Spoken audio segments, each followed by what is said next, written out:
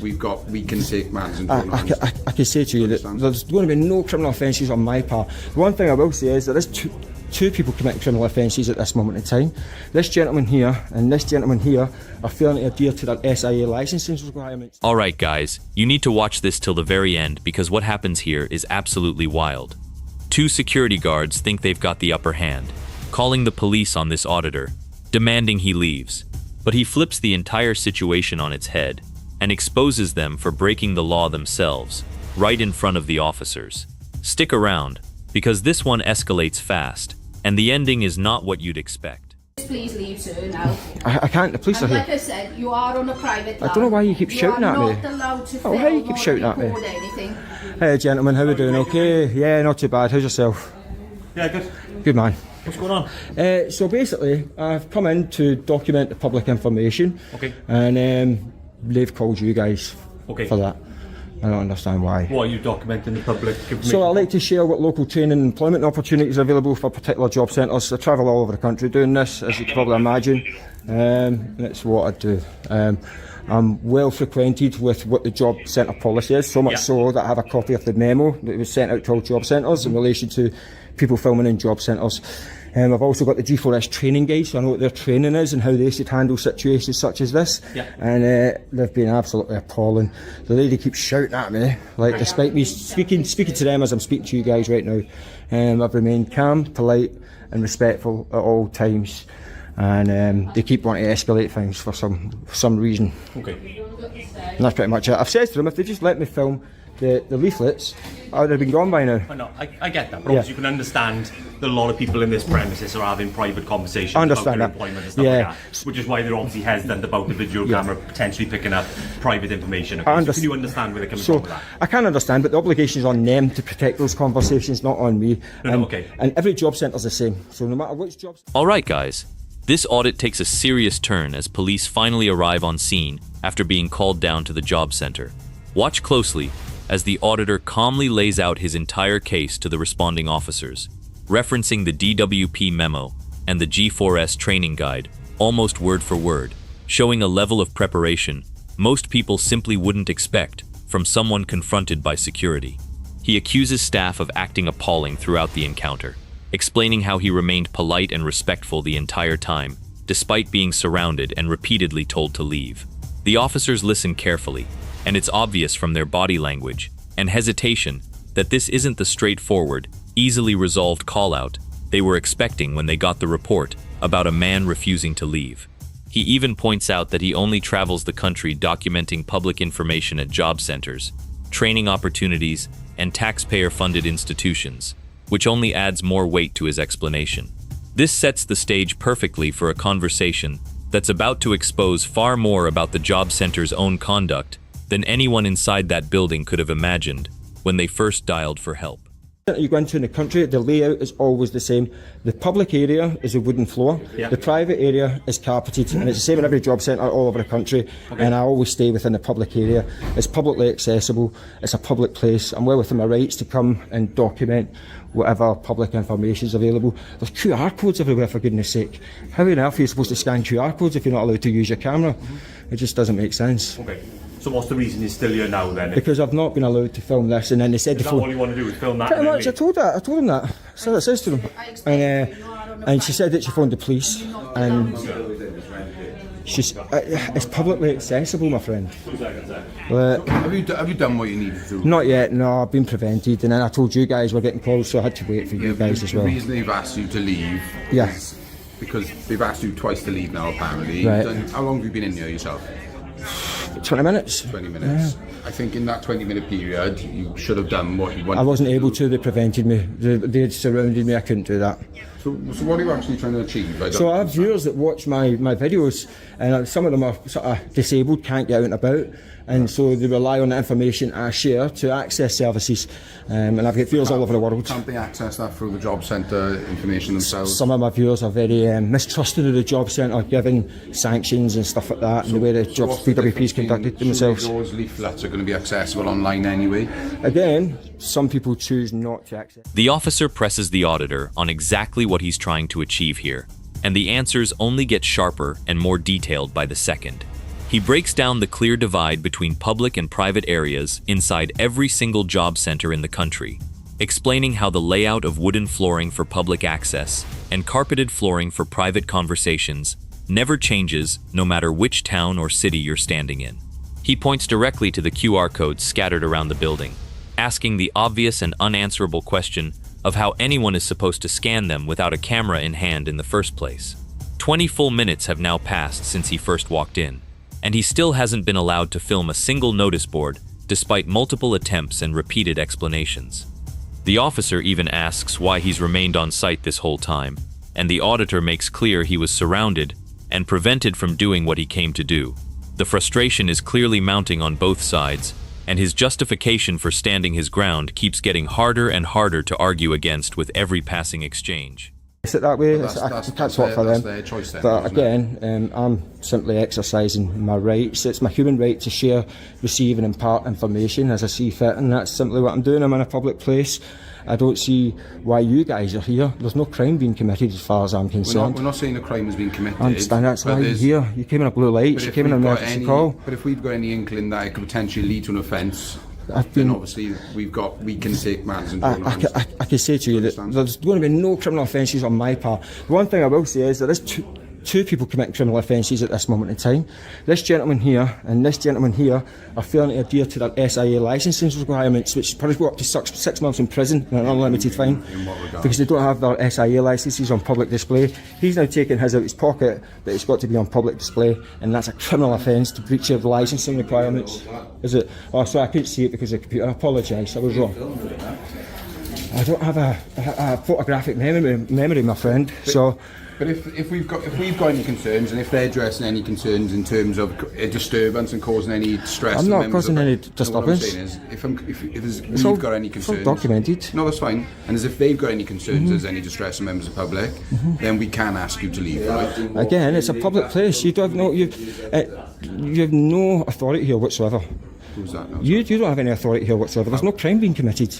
I'm not saying there's been a crime. So what again, I'm trying to say, if we've got any inkling that Here it comes. The moment this entire audit flips completely on its head. While calmly defending his right to remain inside the building and explaining that he simply wants to document public information for viewers who can't get out and about themselves, the auditor drops an absolute bombshell that instantly changes the whole tone of the conversation. He calmly turns and calls out the very security guards who confronted him earlier for breaching their own SIA licensing requirements, a legal obligation they're supposed to display at all times. It's a serious offense that carries up to 6 months in prison and an unlimited fine, and suddenly, the accusers find themselves on the back foot, right in front of the police they called for backup. The irony is not lost on anyone watching this unfold, as the guards visibly scramble to correct the situation in real time, while the officers process exactly what's just been revealed about the very people who requested their attendance here today. crime could be committed, again, then we have a fair enough. So you can only go on how I've conducted myself while I've been here. And that's what we're trying to address. And it's all on film. I've got video evidence. I can make that available if you want to. I've been perfectly reasonable, polite and calm. So while we're here now, can you tell me what you're trying to... What information you're trying to access? Oh, there's information. Look, there's loads of programs going on that people might want to access that information. Look, there's QR codes everywhere. Like, QR codes require a camera to access it. These 3 boards are literally all you want. Pretty much. There's nothing else here. And that's open to the public. There's nothing else here. I don't see why it's so difficult. There now, it's on record. Are you done then? I need to get close-ups of it. It's too far away. Is this information on this board be open to the public to come in and... Yes. So what's the issue? Are you happy for him to record that and then go? No, because why not? No visual recording is allowed in the building. That's been told there's no video recording. Can I also tell you something else? People will get notified about the boards and they go over and they can take a photo of the QR code. Yeah. And zip to there. Is that all access online as well anyway? So all that information there is all accessible online? And the disabled have home visits, so they get... That's only for people that book appointments. Now, let me just clarify. I have the DWP policy in my pocket, and it clearly states that there's nothing they can do to stop me filming in the public areas of the job centre. Okay, they've got a set policy that they must adhere to. The auditor doesn't ease off the pressure for a second, calmly offering to hand over full video evidence to back up every single claim he's made throughout this entire encounter. insisting he has nothing to hide from the officers or anyone else involved.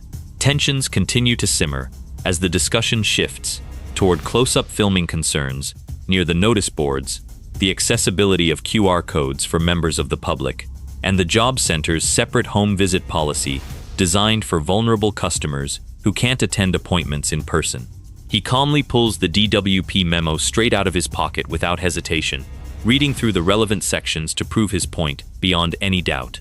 It becomes increasingly clear that this wasn't some random, spontaneous visit, but a fully calculated, well-researched audit, built entirely on knowing the rules and regulations, far better than the very staff and security guards who were supposed to be enforcing them in the first place.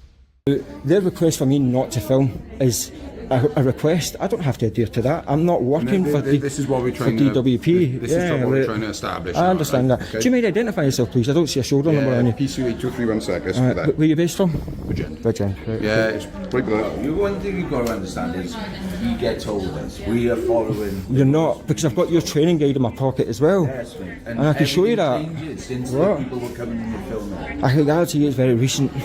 I keep up to date with these things, my friend. I do it all the time. I travel up and down the country. To make people's day If you had left me alone, what do you think would have happened? What do you think would have happened if you had left me alone? I'd have filmed the notice board and I'd have been gone. You wanted to be approached. My friend, That's what you wanted my to friend, do. I've got a track record of going to job centres where I've been left alone and then I'm in and out in 5 minutes. You do reviews and just try and push people's buttons. Listen, That's all you do is sad. 100%, you're wrong. Yeah, that's Okay, sad. And you'll probably take if you want this to, like, you check out my channel later and you'll find out how wrong you are. Exactly. You know, Put us online to get views. I've been What channel for what? What is it? I've got a YouTube channel, social media account. For what? What reason? What's it for? I go about places of public interest. I don't just do job centres. I do a multitude of different taxpayer-funded institutions, and I document them for the sake to share with my viewers. So, what are you saying? for in relation, What are you trying to achieve by coming here and saying? I don't know what. because, as I said, there's multiple people that watch. Now the tables well and truly turn as the auditor confidently demands the officer's identification. And without missing a beat, the officer recites his own caller number back, PC231, confirming he's based right there in Bridgend. The auditor doesn't stop there, referencing his own detailed knowledge of recent policy changes affecting job center audits, and insisting he's carried out this exact type of visit countless times before across the entire country without a single genuine issue arising from it. He makes a point of explaining that if the staff had simply left him alone from the very beginning, he'd have filmed the notice board and been gone within minutes, just like every other time he's done this. It becomes a real battle of credibility between the two men, with neither one willing to back down an inch, as the officer visibly struggles to properly justify why this call-out was ever considered necessary in the first place, given everything that's now come to light in front of him. My content that can't make out and about. They don't like interacting with DWP, so they use content such as mine to access, find out about sort of services, job opportunities and that they can access. But even if they're not engaging with DWP themselves, there's no harm in them going online to get that information. Doesn't mean they have to interact with the person. I can't speak for them, okay? I can't speak for them. I can only tell you through my point of view. I don't think you're going to achieve much by coming here and video. Well, my friend, I think you and that's the only. You're not here to make friends, you said. Are you? I'm not talking to you, so wind your neck in. So, as I said, like, do you know what my channel is? I don't know. So therefore, in what position? And that's what I've asked you. In what position are you to sort of make a judgment on that? You're not here to offer an opinion. I've just asked you what's the channel but about. you're here to act without fear of I favour. can give you my opinion then. But you're not allowed an opinion. Because you're a why? police officer, you're supposed to be neutral. Exactly, that's my opinion. No, it's not. You're supposed to be neutral. No, what I'm saying. You're supposed to work in the law. What's your name? Sorry. I don't give out my name. Sorry. Oh, so it's right for me to give your name, but you're not. But you're a public servant. You're obliged to. It's in your policy. And as a police officer, if I can still ask you for your. You can ask me by all means, but I don't need to provide it. I'm not committing a crime unless we get to a threshold where you say you have to provide it for X, Y, and Z reason. But at that moment in time, we're not there yet. And if we've got any inkling there's an offence there, then no problem at all. I can guarantee I've got video evidence. I've got the witness. It doesn't lie. Right? Can I film them? The conversation takes a noticeably sharper turn as the officer starts questioning the auditor's motives directly, asking what exactly he personally gets out of filming places like this one, and what his channel is even trying to achieve. The auditor explains that many of his viewers are disabled, can't get out and about themselves, and rely on the information he shares to access services they'd otherwise struggle to find. Things heat up fast when the auditor fires back with the pointed comment that police officers are supposed to remain completely neutral in situations like this, rather than offering personal opinions on his content or intentions. That remark clearly lands and visibly shifts the entire dynamic of the exchange. What began as a fairly simple explanation of intent has now escalated into a direct and uncomfortable challenge to the officer's own professional conduct, all captured clearly on camera for everyone watching to see and judge for themselves. And then the matter was all. That's what we're trying to establish now. It's the public information. To be in here, and then as long as they say it's okay, we go on to issue. We're here to prevent any crimes occurring. That's the reason why police have been called. Right? Yeah, the other thing I was... They've obviously had a concern to call us for a reason. Right? Yeah, they did call you, but the reason's unfounded. There's no crime being committed. You shouldn't answer the call. You came in blue lights, for goodness sake. Yeah, it's a waste of resources. Because we've had information that a male was refusing to leave when asked. Right, that's not a crime. That's the reason why we're here. That's not a crime. It could prevent the breach of the peace, yes it is. No, but I've not breached the peace. There's a threshold for breach of the peace. Of course there is. Like, if someone's refusing to leave numerous times... That's not breach of the peace, my friend. It's prevent the breach of the peace. Yes, but I've not... There's been no evidence to suggest... There's no evidence to suggest that I'm about to commit a breach of the peace. And that's what we're here for, to establish if there is a potential. It's all on video. Yeah, I know. I'll make it available to you. It's no problem at all. No, I'm not hiding anything. If it comes to that, then we will. I've been perfectly polite and reasonable. I don't see what the issue is. I'm not saying otherwise, and that's why we're here, just to address this issue, right? Okay. I've got a question though. Go on. Do you abide by your policies and procedures? Do I? Yeah, in the course of your duties? Yeah, of course. Have you activated your camera today? Pardon? Have you activated your cameras today? I have as entered, yes. Do you know what the policy is on that? To make you aware that it's recording. Did you make me? You're recording me. You didn't make me aware that you were recording at the time. But it's not my policy, my friend. It's a policy. It's a policy.